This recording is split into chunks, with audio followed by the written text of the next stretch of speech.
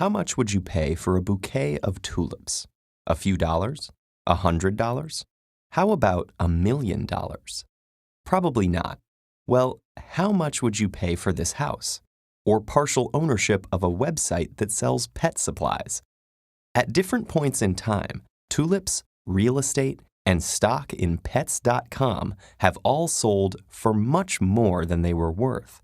In each instance, the price rose and then abruptly plummeted. Economists call this a bubble. So what exactly is going on with a bubble? Well, let's start with the tulips to get a better idea. The 17th century saw the Netherlands enter the Dutch Golden Age. By the 1630s, Amsterdam was an important port and commercial center. Dutch ships imported spices from Asia in huge quantities to earn profits in Europe. So Amsterdam was brimming with wealthy, skilled merchants and traders who displayed their prosperity by living in mansions surrounded by flower gardens. And there was one flower in particularly high demand, the tulip. The tulip was brought to Europe on trading vessels that sailed from the east. Because of this, it was considered an exotic flower that was also difficult to grow since it could take years for a single tulip to bloom.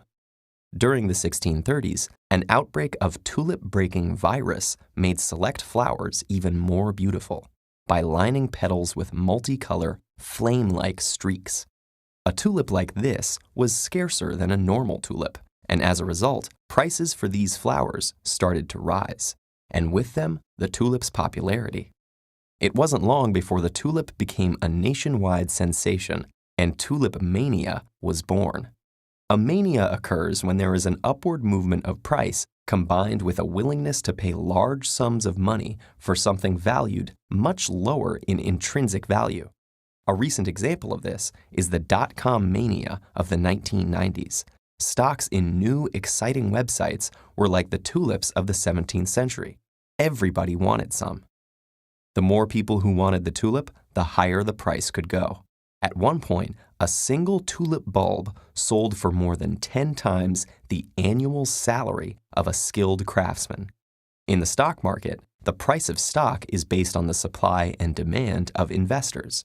Stock prices tend to rise when it seems like a company will earn more in the future. Investors might then buy more of the stock, raising the prices even further due to an increased demand. This can result in a feedback loop where investors get caught up in the hype and ultimately drive prices far above intrinsic value, creating a bubble. All that is needed for a mania to end and for a bubble to burst is the collective realization that the price of the stock, or a tulip, far exceeds its worth. That's what happened with both manias. Suddenly, the demand ended. Prices were pushed to staggering lows, and pop! The bubbles burst, and the market crashed.